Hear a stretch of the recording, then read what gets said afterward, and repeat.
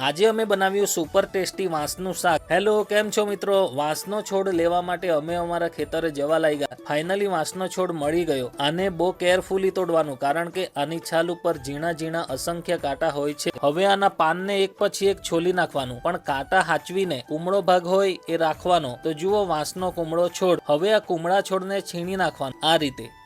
આખા છોડને આ જ રીતે ક્રશ કરવાનું। તો ફાઇનલી ક્રશ થયેલી વાંસની છીણ તૈયાર થઈ ગઈ। પછી ગરમ પાણીમાં બધી છીણ નાખી દેવાની। 4 થી 5 મિનિટ સુધી ગરમ પાણીમાં રાખવાનું, એનાથી આની અંદર રહેલી કડવાશ દૂર થઈ જાય। પછી આને ગરમ પાણીમાંથી બહાર કાઢી લેવાનું। ત્યારબાદ આની અંદર રહેલું પાણી બધું પીળી નાખવાનું આ રીતે। પછી એક વાસણ લેવાનું, એમાં તેલ, લસણ, મરચા, રાઈ પણ નાખવાની। પછી થોડું ટામેટું નાખવાનું, બધું મિક્સ કરીને ચાળવાનું આ રીતે। પછી ગરમ મસાલો, ધાણા પાવડર, મરચાની ભૂકી નાખવાની। પછી આની અંદર વાંસની છીણ નાખી દેવાની, હળદર અને મીઠું